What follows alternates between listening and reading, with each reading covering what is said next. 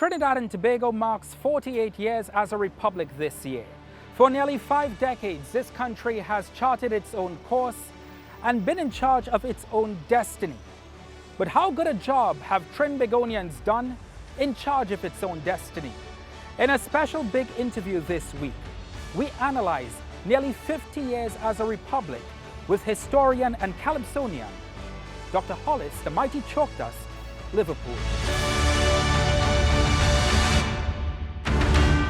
Dr. Hollis Liverpool, welcome to the program. Thanks a lot. It's a pleasure. Yeah, pleasure. Thank you very much for joining us on Republic Day, Dr. Liverpool, at least ahead of Republic Day. You were 36 years when this country became a republic, so you've sort of been in the mature stages of your life to see us through a republic. What have you made of our republic 48 years later? Well, first of all, let me thank you for having me, and to say, begin by saying that when I do these conferences and these talks, it comes from my heart, and sometimes lots of people may not agree, but they may find me talking negatively, etc. But I am just, as an observer, just looking on as an observer, a person who has done history and a little sociology, etc. So if I hurt you in any way, I hope not. I look at Republic, became a Republic 1976, and from then on to now, we haven't changed much.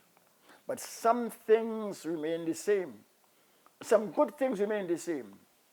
Many people don't look at these things, like for example, our government could have passed laws to say they don't like this, or they don't like that, or to silence you, etc. And our government has not done that. Our governments also have given us the freedoms that we have in our constitution, and we continue to have. And Trinidad and Tobago remains a very beautiful place. I was traveling there in a maxi taxi, and sometimes I tell people, I say, only when you're traveling in a maxi taxi and you don't drive yourself, and then you see the beauty of Trinidad. I saw nice cassava on the road, nice fruits on the road, people selling, people drinking, people eating, etc. Happy, like larks. And I came from England, I didn't see that. So that we are a different country.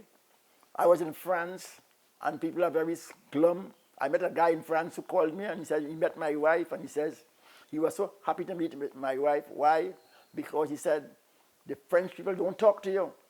He said, when your wife came to France, and she spoke to me and laughed with me, and we walked together for a while, etc. And she's black.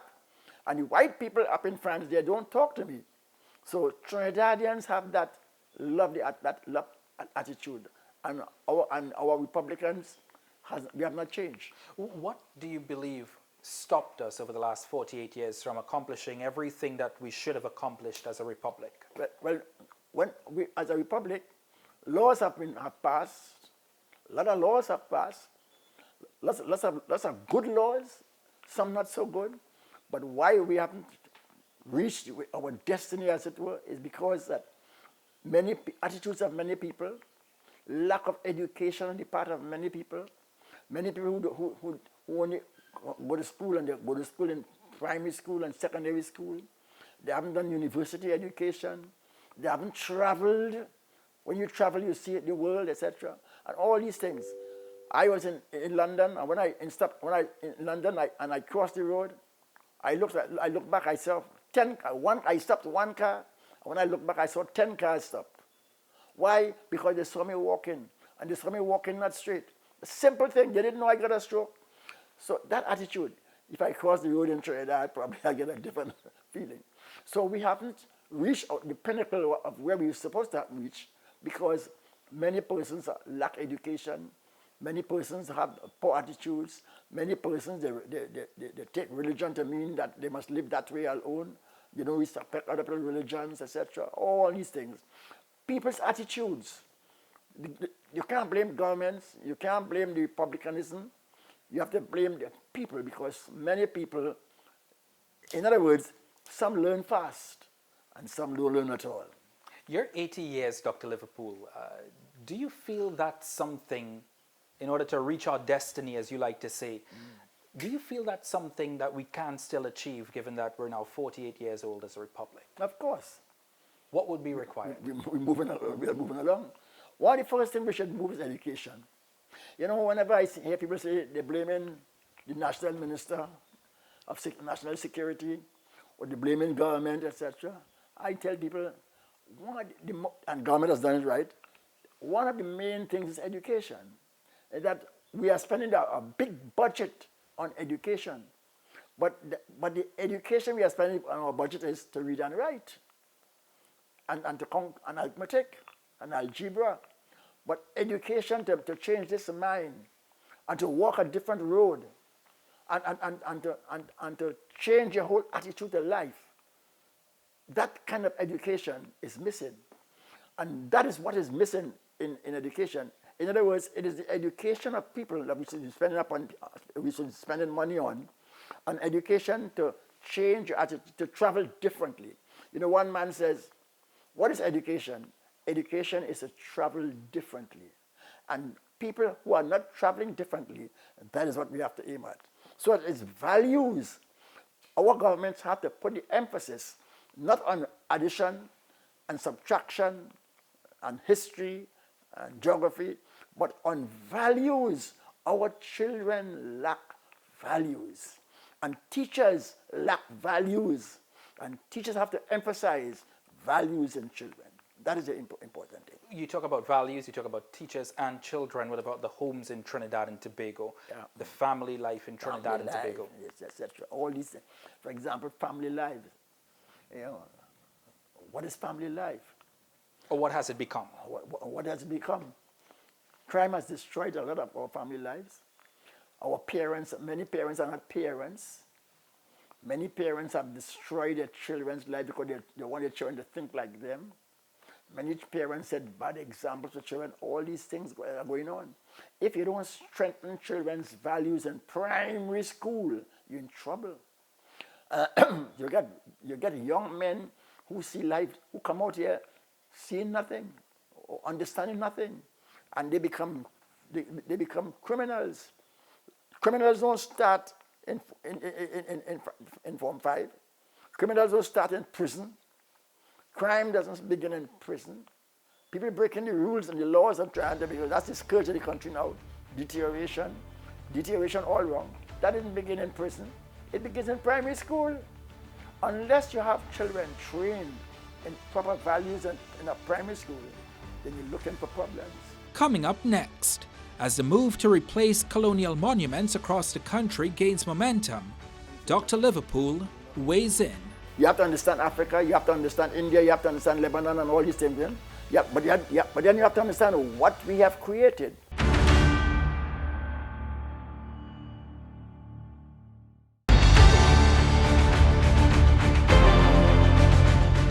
On the same topic of education, and I'm sorry to cut you, on the same topic of education, one of the most talked about and debated topics over the last few months in Trinidad and Tobago has been the removal of monuments, the renaming of streets, the symbols of colonialism that Trinidad and Tobago has grown up with.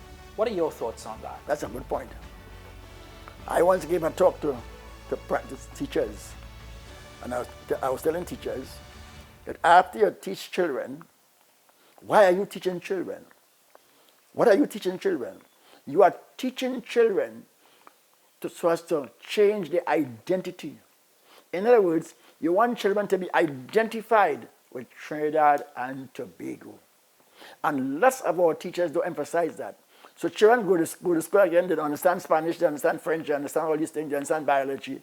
But the values that make Trinidad and Tobago, that identification process, that ID, to make them understand that they are Trinidadians. If the bandits in Trinidad and Tobago know all the people who have contributed well, all the Roy Capes, all the Stalins, all who have contributed well, all the persons who have given their lives a change, if they only understand those things, you have no crime. So do you believe that we're not focusing or teaching enough of our own history in our schools? Correct. In other words, why has, I agree with the government to change the coat of arms, because the coat of arms must show you what makes you. It must identify with your beliefs and your values. And therefore, for many of us, I remember in 1962 when we sang the independence competition, everybody was singing, change the name of the street and call it Roti Street, call it Doubles Road, call it all these things. Why? Because they wanted Trinidad and Tobago to be identified with doubles and roti and chana and all these different foods we eat and the tolome, etc. They wanted all these values, and they wanted, for example, St. Lucia has a parrot on the flag because of what parrots have done. And that's something we haven't done. So the coat of arms must represent the history of the country. It must represent the values of the country. It must represent what we stand for in the country. And that is what, and therefore I agree with the Prime Minister when he says, I want the pan on the coat of arms. There are those who argue that you can't change history. We ought to still teach it, the history before independence. You are a historian, Dr. Liverpool. Yes. There is an importance to the history prior to Trinidad and Tobago's independence. Of course. But how do you respond to such critics? Well, I love history, and history has changed me. You can't throw away colonial history. You can't dump it. You must know about it. But then you must also see the changes that have made us who we are. In other words, you have to understand Africa, yes. And I disagree when you say mother colonial only alone. You have to understand Africa, you have to understand India, you have to understand Lebanon and all these things. But then you have to understand what we have created. So in history, all these things are important. All these, there's not, all the so-called negative things in history they're important. But at the same time, you have to emphasize what makes us a Trinidadian and what makes you a Trinidadian. And that's the point we must look for in our coat of arms. I want to go back to, we were talking a little bit about laws a little bit earlier in our conversation. Yeah. I must bring up another topic of discussion locally, constitutional reform. Yeah. It's coming up back again for the 10th, 12th, 15th time throughout our republic. Yeah. What is your take on the necessity of constitutional reform in this country? Well, constitution is very important. You know why? Because constitution is not just a paper. Constitution is all about rights, all our freedoms, all the rights of citizens, all the main laws of the country, all the important laws in the country is part of the Constitution. The Constitution, therefore, is made up of laws of the country, differences, all our feelings, but above all, it's also the rights of people, what rights they have and what rights they don't have. So it's very, very important. So many people don't understand our Constitution. Our Constitution is not only Parliament, it's not only the regional bodies, it's not only the City Council, that's only a part of the Constitution. The Constitution is also what gives you the right to allow another person to go to church. Why are you breaking into this man's house? That's in the Constitution. In other words, that's a home invasion.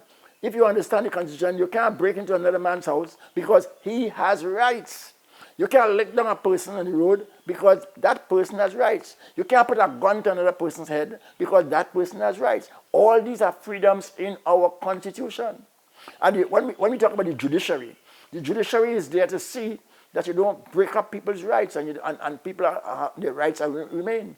So all this is part of the Constitution. And I'm afraid to say that most people today are talking about Constitution, but they're not talking about the rights of people. Rights of people are a very important part of the Constitution. What would you like to see in this constitutional reform process? Is there anything you would like to see? Sure, man. There's so much in the Constitution. I'll tell you why. You know, that is why Britain says they're not writing their Constitution. Britain doesn't have a written Constitution. Why? Because there are enough pages to put it in it. In other words, how you see me, how you relate to me is part of the Constitution. And if you are a stranger, how you relate to a migrant and how you relate to a Venezuelan is part of the Constitution. How you relate to other people people's religion is part of the Constitution. Do you understand my rights? Abortion, for example, all these things is part of the Constitution because do children have that right to live? All these things are part of the Constitution. And many people only see Parliament. They only see House of Representatives. They only see Senate. That is only a part of the Constitution. The most important part of the Constitution is our relationship with people. Whether you are Indian, African, Chinese, or migrant, how do you do it? Only when people understand that, then you can live in peace. Is there any specific part of the Constitution that you would like amended or added that you feel in this process that is ongoing? Well, if I get a chance to go up there and say something, I will stress freedoms of people. Our freedoms. Many of our freedoms we take them for granted. For example, look how they are treating people today to line up to pay a tax. You know, old elderly people who can't walk, who don't have no transportation, have to one line up, sweating themselves, pain, etc. Why do you treat people like that? The elderly have a room. We don't even help out the handicapped. We have no buses here to help the handicapped really, to pick up people like how they do it in England, etc., and to show them. We don't have all these things. These are important things. For example, when I pass in England, everywhere I go in England, I see a place for the handicapped people. I see a place for the blind people. I see a place for, even if you go in a doctor's office, there's a place for the elderly, etc. We don't treat people like that. That is what I would like to see in the Constitution. Do you feel we've underachieved with some of those things that you've spoken about? 48 years as a republic, we've been through several oil booms. Yeah. Do you feel we've underachieved with regards to some of those things? Definitely underachieved. Definitely. We have achieved a lot. We have achieved a lot. We have moved, our constitution has grown. We have grown a lot. We have more members in parliament. All these things are good. But the point I'm making is that how do you treat people? That is part of the Constitution, but we have not achieved that as yet. Up next, Chalkdust analyzes the state of the Republic. What do you make of the state of this country? This country has deteriorated badly.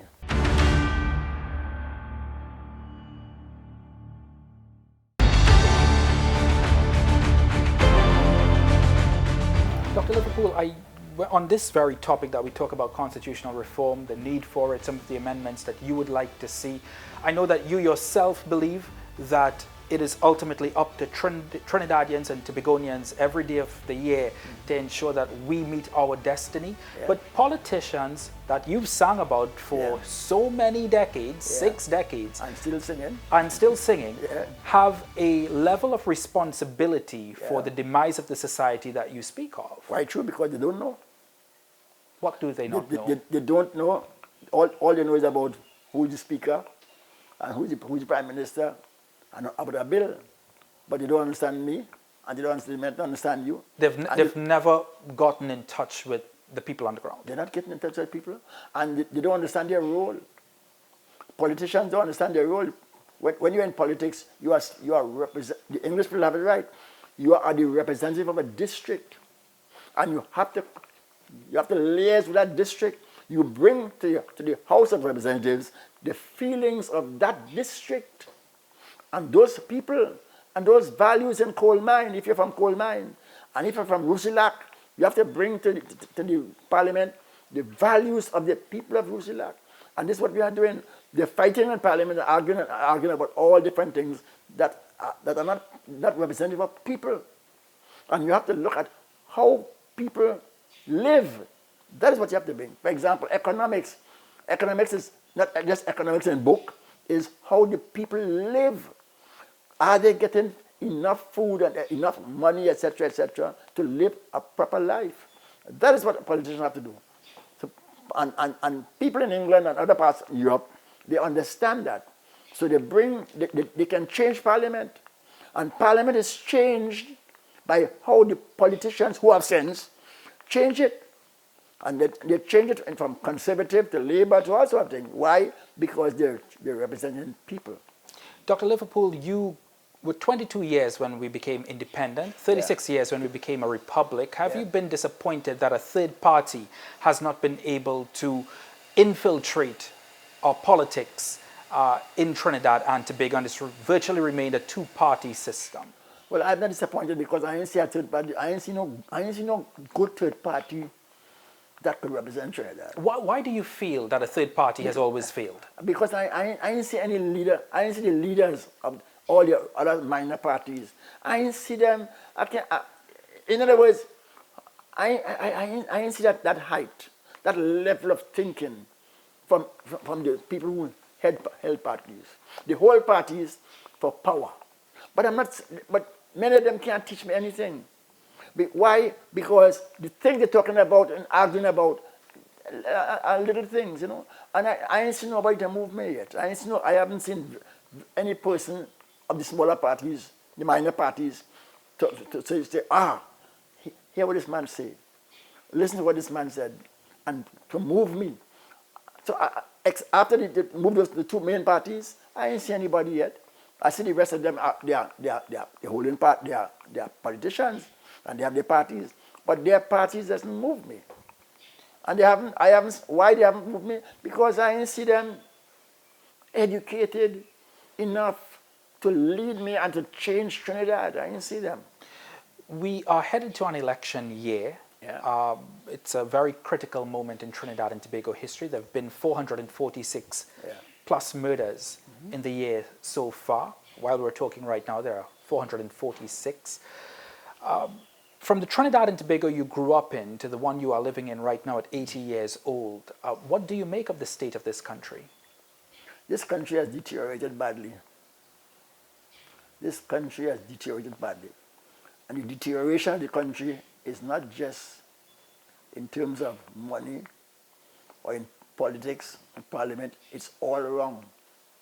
Our country has deteriorated in terms, well, I don't want to come back to values again, but our values are so bad, all around. If you could put a gun to a minister's head, that tells you the country has deteriorated badly. If you could curse the prime minister, etc., and call him all kind of whatever he is, etc., the country has deteriorated. If you can kill your wife and beat people and drown people, and then this country has deteriorated. What is the crime is showing you? The crime is simple. The crime in the country, the scourge of the country is telling you very simple. The country has deteriorated all around. If you travel, you're afraid to come out in a spot where somebody could hold you and beat you. I was traveling the other day. I went to a funeral in Princestown. When we came back, the driver said, I can't drop you here. I have to drop you at a place where there's light and where people are moving because I'm afraid to drop you here because I'm responsible for you. In other words, the driver knows that when he's taking people, he can't even drop them near their home. He has to drop them in a place where they'll be safe. So the country has deteriorated all around. Family life, work, cursing, abuse of women. You call it. Where do we go from here, Dr. Liverpool? Where do we go from here? Where do we go from here? I want to say to kill all politicians, but where do we go from here? We have to first of all, whoever we're voting for, we have to hold them and change them. How you do that? They must not change us. We have to sit down with the party in power and say, this was Trinidad and Tobago, and this is the kind of Trinidad and Tobago we want. Because we depend upon the Washington, the system in England. We depend upon that system, Westminster system, and the Westminster system says, like I saw it in England, for example, when Starmer and them, the Labour Party came in, what do? They call for a meeting of all the people, all who like Labour, and they say, what must Labour do now? Labour must change this law, that law, change this housing. Housing must change. First thing they did, and I saw this, the politicians call all the judiciary and say, lock them up, hand all who this one, so, jail them. And the magistrate jailing them. In other words, they obeying the politicians. But we have to sit down and tell them what we want. We can't, the party in power must undergo that change. And they must undergo the change that the people want. Dr. Liverpool, you are 80 years now. We're headed into another calypso season soon. A calypso being an art form that has held traditionally politicians to account. In fact, a lot of politicians in this country have not liked calypsonians like yourself for what you sang on stage. Has calypso in itself been that guard dog for Trinidad and Tobago's democracy? It may be the only one. Because what them fellas singing for soca and what they're singing for reggae all over the place nowadays, I see very few of them moving me. Very few of them are giving politicians any problems. Very few of them are saying things that the country could benefit, many of them. When you look at the calypsos of old, they led the country. They told people where they were wrong and where they were right. The calypsonians of old did that, all the Blakies and all the snipers. And what they were doing in calypso was telling the government where they were wrong, where they were going wrong. Do you feel freedom of speech in calypso music is under threat? Thank God for freedom of speech, and thank God for that. That's one of the freedoms we remain. That's one of the freedoms we remain, and we hold strongly that we must be able to say what we want as long as we stay within the law. And the object of calypso is that. The calypsonians are supposed to say, you are wrong, this is wrong, you are right, this is right. And the calypsonians of the past, they have done that. It's one of our cherished freedoms. You are a fan favorite. Can we expect you on stage, or is it too early to say for 2025? Well, I'm not too right these days because I got a stroke for my wife, and my wife was very sick. And I took on the worries of my wife, and I went to a doctor, and I was good, and the doctor said, man, go and run, man, you are nothing to worry about, etc. And yet, 1 month after, I got a stroke. So that the worries of the wife, if you can imagine a woman's hair balling every night, whole day balling, and I have to make breakfast for her, make lunch for her, I have to put on the toilet, I have to bathe her, etc. And that's a worry that no normal man can take. I thought I could take it, but I couldn't take it. And those worries kept on my blood pressure. And I got a stroke. So I can't walk properly. I can't dance properly. I can't even talk properly. And it has kind of numbed me, as it were. But God is on my side. And I feel that with God on my side and with therapy, I might be able, if God helps me, to be back on the stage. Dr. Liverpool, thank you very much for doing this interview, and condolences on the passing of your wife earlier this year and your childhood friend a couple of days ago. God bless, man. Thanks a lot.